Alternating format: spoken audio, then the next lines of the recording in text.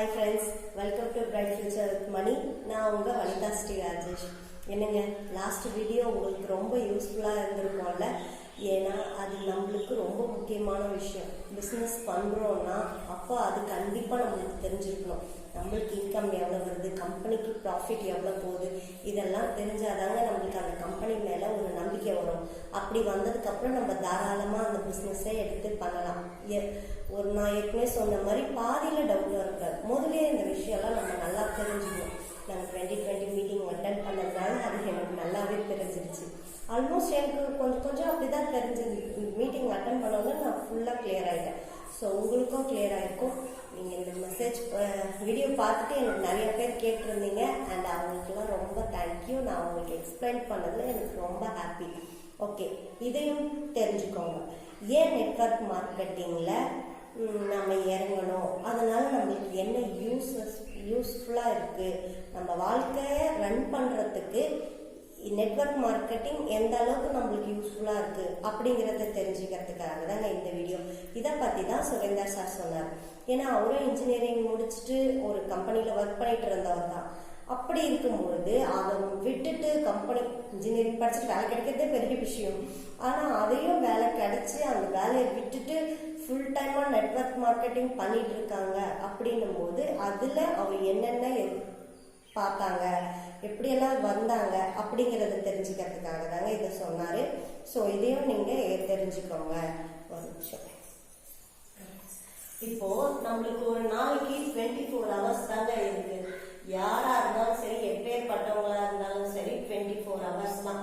கடவுளுக்கு ரொம்ப நெருக்கமா இருக்கும், எனக்கு தனியா ஆசீர்வாதம் கொடுத்தாரு அப்படின்னு சொன்னா கூட அவங்களுக்கு 24 மணி நேரம் தாங்க இருக்கும்.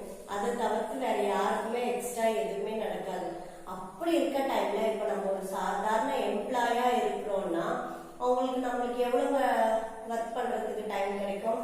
ஒரு நாளைக்கு ஒரு 10 hours, 8 to 10 hours ஒர்க் பண்ணுவாங்க.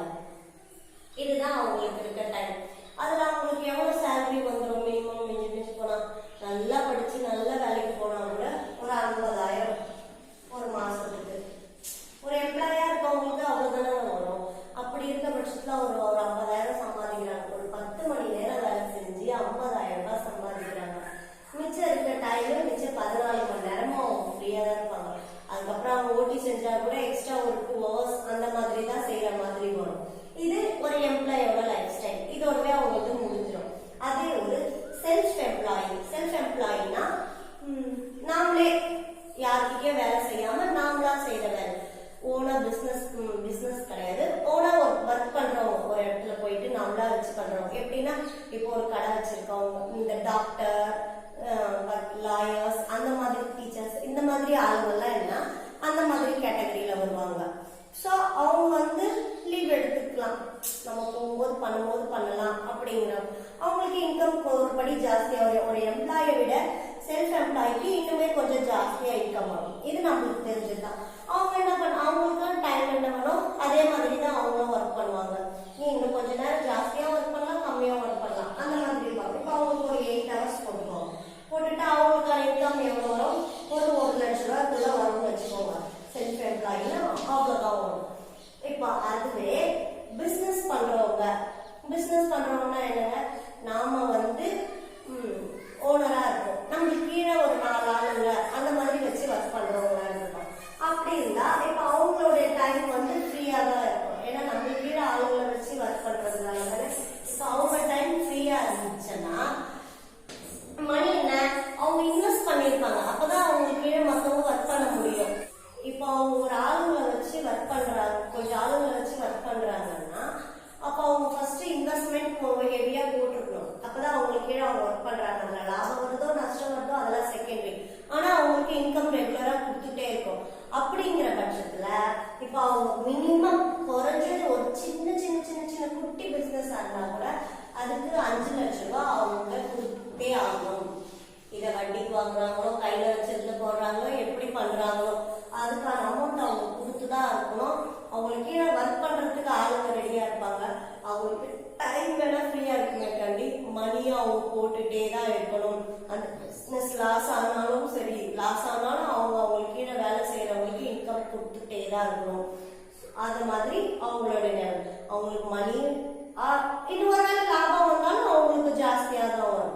அந்த மாதிரி கேட்டகரியில அவங்க இருப்பாங்க. நெட்வொர்க் மார்க்கெட்டர்னா அவங்க டைம் அதிகமா செலவு பண்ண வேண்டியது இருக்காது. செல்ஃப்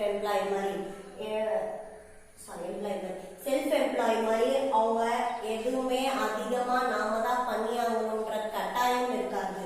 பிசினஸ் மேன் மாதிரி அதிகமா இன்வெஸ்ட்மெண்ட் பண்ணணும்ன்றதும் கிடையாது. ஆனா நெட்வொர்க் மார்க்கெட்டிங்ல நம்மளுக்கு எல்லாமே கிடைக்கும், அதிகமாவே கிடைக்கும், இன்கம் ஜாஸ்தியா கிடைக்கும். ஏன்னா நம்ம செய்யற வேலை ஸ்மார்ட் ஒர்க்கா தான் இருக்கும். கொஞ்ச நேரத்திலேயே முடிஞ்சிடும் இந்த வேலை. அதாச்சு நம்ம பாக்குற ஆளுங்களை மட்டும் தான் அதிகப்படுத்தணும். ஆளுங்க அதிகமாகும் போது நம்ம டைமும் நம்மளுக்கு ஜாஸ்தியா கிடைக்கும். கீழே ஆளுங்க இறங்கி இறங்கி நமக்காக அவங்க ஒர்க் பண்றாங்கன்னும் போது நம்மளுடைய டைமும் ஜாஸ்தியாக வரும். அது மட்டும் இல்லாம இன்வெஸ்ட்மெண்ட்டும் ஜாஸ்தி கிடையாது. இப்ப இதுல இருந்து என்ன தெரியுதுங்க, நெட்வொர்க் மார்க்கெட்டிங்கை பொறுத்த வரைக்கும் நம்ம டைம் அதிகமா கொடுக்க வேண்டியது கிடையாதுங்க. நம்ம ஸ்டார்டிங் பீரியட்ல நிறைய மெம்பர்ஸை பார்த்து நம்ம ஜாயின் பண்றது மட்டும்தாங்க நம்ம வேலை.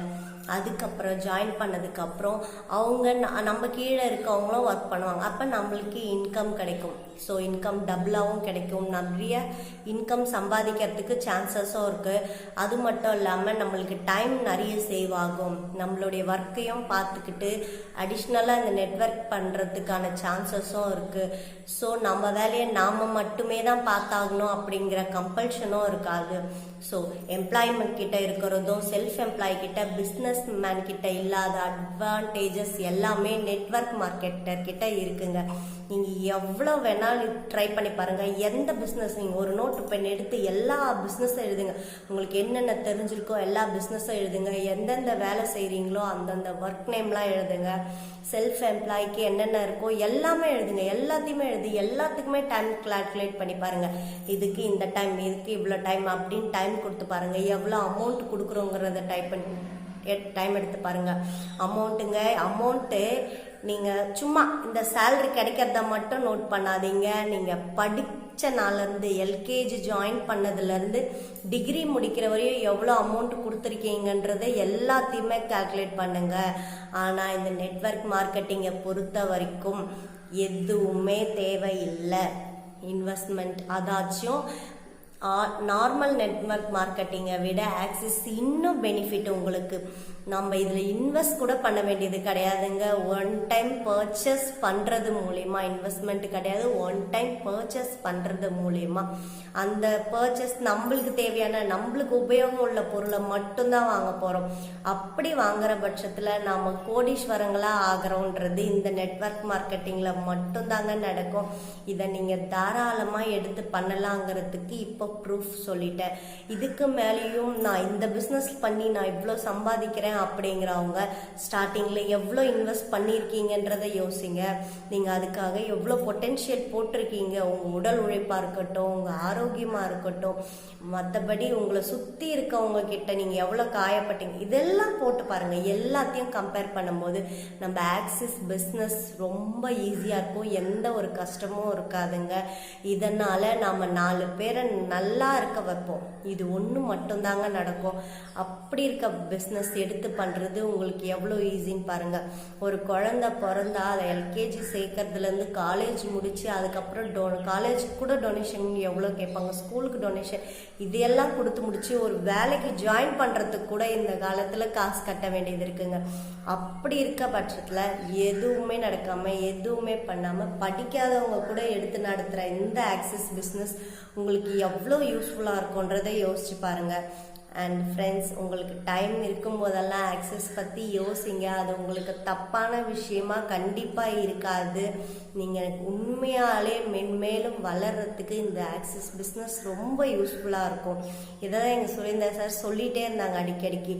இந்த வயசில் நாம் தாங்க ஒரு வயசு வரைக்கும், இந்த வயசுலன்னு கூட அவர் சொல்லலை, ஒரு வயசு வரையும் நாம தான் காசு பின்னாடி ஓடணும். ஒரு ஏஜ் வந்ததுக்கப்புறம் காசு நமக்கான ஒர்க்கை பண்ணிக்கிட்டு இருக்கணும். நம்ம எதனா பண்ணணும்னு நினச்சா உடனே பண்ணணும். அதுக்கு நம்ம கையில் மணி இருக்கணும். அதை ஷார்ட் பீரியடில் எப்படி சம்பாதிக்கணும், எந்த வழியில், தப்பான முறைப்படி கிடையாதுங்க. மறுபடியும் சொல்கிற, தப்பு இல்லாமல் நல்ல விதமாக எப்படி சம்பாதிக்கிறோன்ற எடுத்துக்கோங்க. உங்ககிட்ட நாங்கள் நல்ல விஷயத்தை தான் எடுத்துகிட்டு வந்து சேர்க்குறோம். அதை நீங்கள் புரிஞ்சுக்கிட்டு நீங்கள் யூஸ் பண்ணுங்கள். நிறைய பெரிய படிப்புக்கு ஏற்ற வேலை கிடைக்கல அப்படின்ட்டு இருப்பீங்க.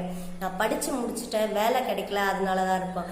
எதுவுமே நம்மளை தேடி வரவங்க இந்த மாதிரி வர சூழ்நிலையில அதை நீங்கள் ஆப்பர்ச்சுனிட்டியை கையில் எடுத்துகிட்டு நல்லா பண்ணிங்கன்னா ஆக்சிஸை பெரிய லெவலுக்கு எடுத்துகிட்டு போகிறது இல்லாமல் நீங்கள் பெரிய லெவலில் வந்து நிற்பீங்க. இதை தாங்க உங்ககிட்ட நாங்கள் சொல்லணும். மறுபடியும் சொல்கிறது இதை மட்டும்தாங்க. நீங்கள் பெரிய லெவலில் வர்றதுக்கு ஆக்சிஸ் உங்களுக்கு கண்டிப்பாக ஹெல்ப் பண்ணும். சுரேந்தர் சார் இந்த விஷயத்த நல்லா புரிஞ்சுக்கிட்டாருங்க. நாம் நல்லா இருக்கணும்னா நாம் அடிப்படையில் என்னென்ன பண்ணணும், நம்ம டைமை சேவ் பண்ணணும், இன்கம் ஜாஸ்தியாக வர பிஸ்னஸை எடுக்கணும். அப்படி எடுத்து நாம் வேற எல்லாரும் பார்த்து அண்ணாந்து பார்க்குற அளவுக்கு நாம் நிற்கணும் அப்படிங்கிற இதை மட்டும் அவர் டார்கெட் பண்ணாருங்க. அதை கண்டிப்பாக நடத்தியும் காமிச்சிட்டாரு இந்த ஆக்சிஸ் மூலமா. நீங்களும் நடத்துங்க. ஏன்னா அவர் ஒரு டார்கெட் ஃபிக்ஸ் பண்ணார், இந்த ரேஞ்சில் நம்ம பண்ணணும், இந்த லெவலுக்கு நம்ம வளரணும் அப்படின்னு அவர் ஒரு டார்கெட் ஃபிக்ஸ் பண்ணார். அதைப்படி எடுத்துகிட்டு போயிட்டாங்க இந்த பிஸ்னஸ் ஆரம்பிக்கும் போது அவங்க வீட்டில் எல்லாமே அவங்க அம்மா தான், அவங்க அம்மா தான் அவருக்கு ரொம்ப பிடிக்கும்னு சொன்னாங்க. ஆனால் அதை மீறி அவங்க அம்மா இந்த பிஸ்னஸ் பண்ணும்போது, வேண்டாம் ராஜா, உன்னை நான் இன்ஜினியரிங் படிக்க வச்சிருக்கேனே, நீ அந்த ஜாபுக்கு போ அப்படின்னு தான் அவங்களுக்கு சொன்னாங்களாம். ஆனால் அவங்க அம்மாவை மீறி எடுத்த முடிவு அது தப்பாகவே இல்லைங்க. கரெக்டான டிசிஷன் எடுத்து இப்போ கரெக்டான ஸ்டேஜ். இப்போ அவங்க அம்மாவுக்கு ஈக்குவலாக தலை நிமிர்ந்து அவரால் நிற்க முடியுது. நம்ம எத்தனையோ டைமில் தப்பான டிசிஷன் எடுத்திருப்போம். ஆனால் இந்த ஆக்சிஸ் பொறுத்தவரை கரெக்டான டிசிஷன் அவர் ப்ரூவ் பண்ணியிருக்கார். உங்களுக்கு முன்னாடி ஆக்சிஸ்க்காக ப்ரூவ் பண்ண நிறைய பேர் இருக்காங்க. ஆனால் நம்மளுக்கு முன்னாடி நம்ம டீம் லீடர் சுரேந்தர் சார் இருக்காங்கன்றது நம்மளுக்கு ரொம்ப பெருமையான வேணும். சாம்பிளுக்கு இதை ஒரு விஷயம் காட்டுங்க, எப்படி ப்ரூவ் பண்ணுங்க அப்படின்றாங்க. ஒரு ப்ரூஃப்காக ஒரு மனுஷனையே நம்ம எதிர்க்க நிற்க வச்சுருக்கோங்க. அவர் எல்லாத்தையும் தாண்டி முன்னாடி நிற்கிறாரு. ஸோ நம்ம அவரை பயங்கரமான ஒரு எக்ஸாம்பிளாக எடுத்துக்கணும் ஃப்ரெண்ட்ஸ். ஸோ டேக் கேர், பத்திரமா இருங்க, ஆக்சிஸ் நல்லா பண்ணுங்க. நம்மளுக்கு அதுதான் ரொம்ப முக்கியம். ஓகே ஃப்ரெண்ட்ஸ், பாய்.